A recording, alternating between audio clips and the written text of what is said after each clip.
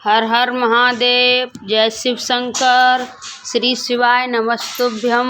मेरे भक्ति सागर चैनल में आप सभी भक्तों का स्वागत है। इस वीडियो को पूरा देखना, ज़्यादा से ज़्यादा शेयर करना। जय श्री कृष्णा। राधे राधे। सोमवार व्रत कथा। एक साहूकार बहुत धनवान था। उसको धन आदि किसी बात की कोई कमी नहीं थी, परंतु पुत्र न होने के कारण वह अत्यंत दुखी था। वह इसी चिंता में रात दिन रहता था और इसलिए वह पुत्र की कामना के लिए प्रति सोमवार को शिव जी का व्रत और पूजन किया करता था। सायंकाल को शिव जी के मंदिर में जाकर दीपक जलाया करता था। उसके इस भक्त भाव को देखकर एक समय श्री पार्वती जी ने शिव जी महाराज से कहा कि हे महाराज, ये साहूकार आपका अनन्य भक्त है और सदैव आपका व्रत और पूजन बड़ी श्रद्धा से करता है, अतः इसकी हर मनोकामनाएं पूर्ण करनी चाहिए। शिव जी ने कहा, पार्वती जी, ये संसार कर्म क्षेत्र है।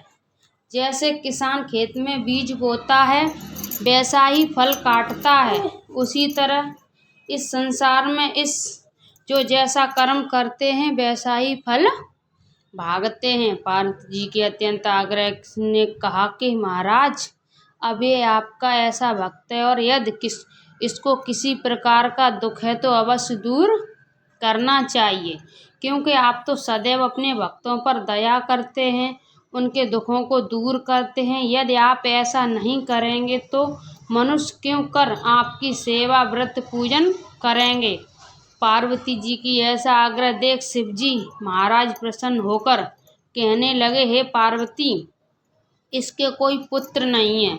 इसी पुत्र चिंता में यह बहुत दुखी रहता है। इसके भाग में पुत्र न होने पर भी मैं इसको पुत्र की प्राप्ति का वर देता हूँ, परंतु वह पुत्र केवल 12 वर्ष तक ही जीवित रहेगा। इसके पश्चात वह मृत्यु को प्राप्त होगा। इससे अधिक मैं और कुछ इसके लिए नहीं कर सकता। ये सब बात साहूकार सुन रहा था। इससे उसको न कुछ प्रसन्नता हुई और न कुछ दुख हुआ। वह पूर्वतः वैसे ही शिव जी महाराज का सोमवार का व्रत और पूजन करता रहा। कुछ समय व्यतीत हो जाने पर साहूकार की स्त्री गर्भवती हुई और 10वें महीने में उसके गर्भ में अति सुंदर पुत्र की प्राप्ति हुई। साहूकार के घर में बहुत खुशी मनाई गई, परंतु साहूकार ने उसको केवल 12 वर्ष की आयु जानकर अधिक प्रसन्नता प्रकट नहीं की और न किसी को भेद बताया। जब वह बालक 9 वर्ष का हो गया तो बालक की माता ने उसके पिता से उसके विवाह आदि के लिए कहा, परंतु वह साहूकार कहने लगा, मैं अभी इसकी विवाह नहीं करूँगा और काशी जी पढ़ने के लिए भेजूँगा। फिर उस साहूकार ने अपने साले अर्थात बालक के मामा को बुलाया, उसको बहुत सा धन देकर कहा, तुम इस बालक को काशी जी पढ़ने के लिए ले जाओ और रास्ते में जिस जगह भी जाओ वहाँ यज्ञ करते, दान देते तथा ब्राह्मणों को भोजन कराते जाओ। इस प्रकार वह दोनों मामा भांजे सब जगह यज्ञ करते और ब्राह्मणों को भोजन कराते जा रहे थे। रास्ते में उनको एक शहर पड़ा। उस शहर के राजा की कन्या का विवाह था और दूसरे राजा का लड़का जो विवाह के लिए बारात लेकर आया था वह एक आंख से काना था। लड़के के पिता को इस बात की बड़ी चिंता थी, कहीं वर को देख कन्या के माता पिता विवाह में किसी प्रकार की अड़चन पैदा न कर दें। इस कारण जब उसने अति सुंदर सेठ के लड़के को देखा तो मन में विचार किया, क्यों न दरवाजे के समय पर इस लड़के के वर का काम करा लिया जाए।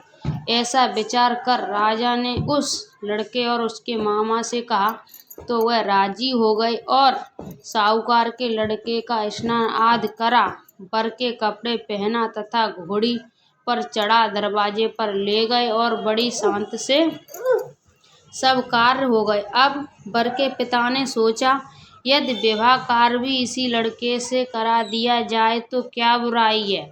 ऐसा विचार करके उसके मामा से कहा, यदि आप फेरों और कन्यादान का काम भी करा दें तो आपकी बड़ी कृपा होगी। आप और हम इसके बदले में आपको बहुत सा धन देंगे। उन्होंने स्वीकार कर लिया और विवाह कार्य भी बहुत अच्छी तरह हो गया। परंतु जिस समय लड़का जाने लगा तो उसने राजकुमारी के चुन्नी पर लिख दिया कि तेरा विवाह मेरे साथ हुआ है, परंतु जिस राजकुमार को साथ तुमको भेजेंगे वह एक आँख से काना है। मैं तो काशी जी पढ़ने जा रहा हूँ। उस राजकुमारी ने जब अपनी चुन्नी पर ऐसा लिखा हुआ पाया तो उसने राजकुमार के साथ जाने से इनकार कर दिया और कहा कि ये मेरा पति नहीं है, मेरा विवाह इसके साथ नहीं हुआ है, वह तो काशी जी पढ़ने गया है। कुमारी के माता पिता ने अपनी कन्या को विदा नहीं किया और बारात वापस चली गई। उधर सेठ का लड़का और उसका मामा काशी जी पहुंच गए। वहां जाकर उन्होंने यज्ञ करना और लड़के ने पढ़ना शुरू कर दिया। जब लड़के की आयु 12 वर्ष की हो गई तब एक दिन उन्होंने यज्ञ रच रखा था कि उस लड़के ने अपने मामा से कहा, मामा जी आज मेरी तबीयत कुछ ठीक नहीं है। मामा ने कहा, अंदर जाकर सो जाओ। लड़का अंदर जाकर सो गया और थोड़ी देर में उसके प्राण निकल गए। जब उसके मामा ने ये सब देखा तो वह मुर्दा पड़ा है तो उसको बड़ा दुख हुआ। उसने सोचा अभी रोना पीटना मचा देंगे तो यज्ञ का कार्य अधूरा रह जाएगा। अतः उसने जल्दी से यज्ञ का कार्य समाप्त कर ब्राह्मणों के घर जाने के पश्चात रोना पीटना आरंभ कर दिया।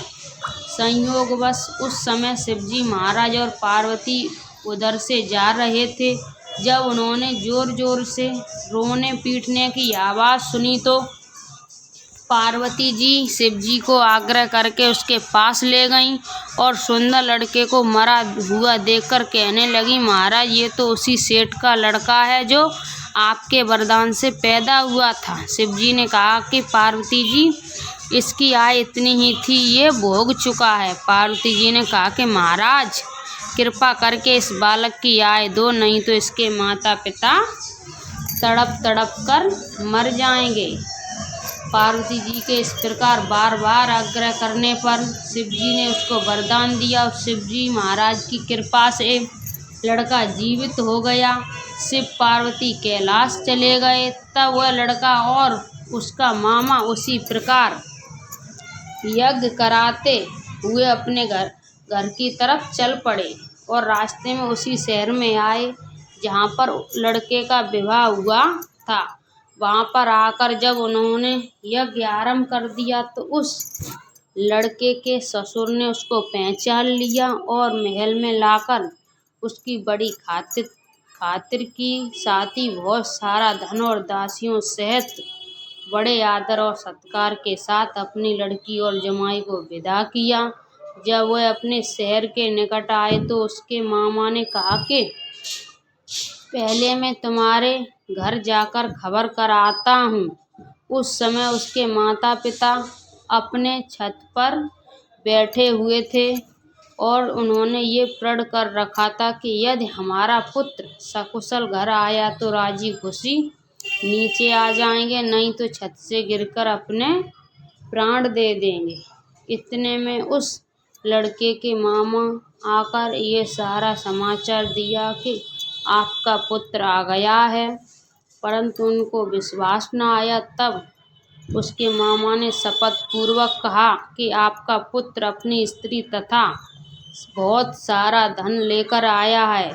तो उस सेठ ने बड़े आनंद के साथ उनका स्वागत किया और वही बड़े प्रसन्नता के साथ रहने लगे। इसी प्रकार जो कोई भी सोमवार का व्रत धारण करता है अथवा इस कथा को पढ़ता है या सुनता है, उसके दुख दूर होकर उसकी समस्त मनोकामनाएं पूर्ण होती हैं।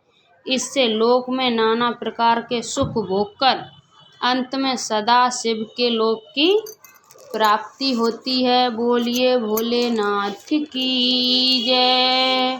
हर हर महादेव। शिव जी की आरती।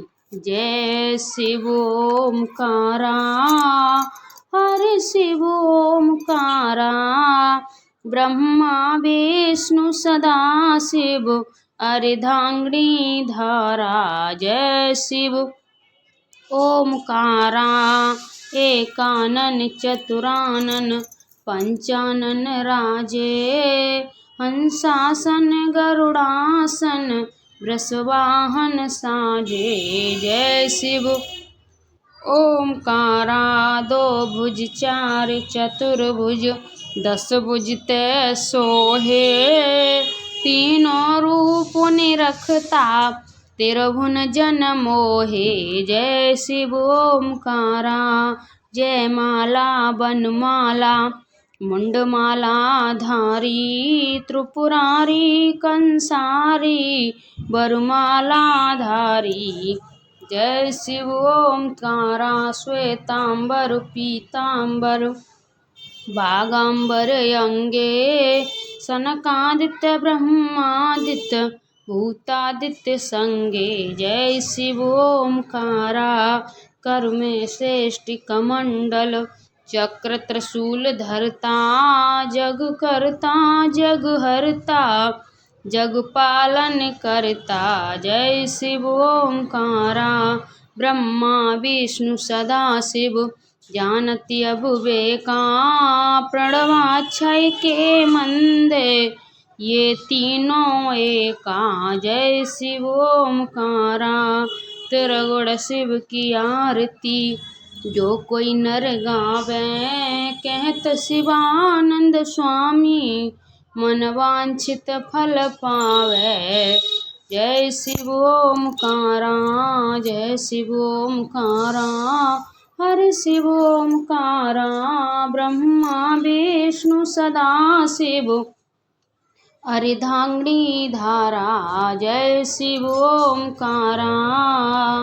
बोलिए भोले बाबा की जय, पार्वती मैया की जय। हर हर महादेव। भोले बाबा का एक प्यारा सा भजन। तेरे डमरू की धुन सुन के मैं काशी नगरी आई हूँ, तेरी डमरू की धुन सुन के मैं काशी नगरी आई हूँ, मेरे भोले ओ बम भोले, मैं काशी नगरी आई हूँ। सुना है हमने ओ भोले, तेरी काशी में मुक्ति है, सुना है हमने ओ भोले, तेरी काशी में मुक्ति है। उसी मुक्ति को पाने को मैं काशी नगरी आई हूँ, मेरे भोले ओ बम भोले, मैं काशी नगरी आई हूँ। सुना है हमने ओ भोले, मैं काशी में गंगा है, सुना है हमने ओ भोले, तेरी काशी में गंगा है। उसी गंगा में नहाने को मैं काशी नगरी आई हूँ, मेरे भोले ओ बम भोले, मैं काशी नगरी आई हूँ। सुना है हमने ओ भोले, तेरी काशी में मंदिर है, उसी मंदिर में पूजा को मैं काशी नगरी आई हूँ, मेरे भोले ओ बम भोले, मैं काशी नगरी आई हूँ। सुना है हमने ओ भोले तेरी काशी में भक्ति है। सुना है हमने ओ भोले तेरी काशी में भक्ति है। उसी भक्ति को पाने को मैं काशी नगरी आई हूँ। मेरे भोले ओ बम भोले मैं काशी नगरी आई हूँ। तेरे डमरू की धुन सुन के मैं काशी नगरी आई हूँ। मेरे भोले ओ बम भोले मैं काशी नगरी आई हूँ। हर हर महादेव। जय शिव शंकर। आप सभी भक्तों को ये भजन कैसा लगा कमेंट में हर हर महादेव ज़रूर लिखना। जय श्री कृष्णा। राधे राधे।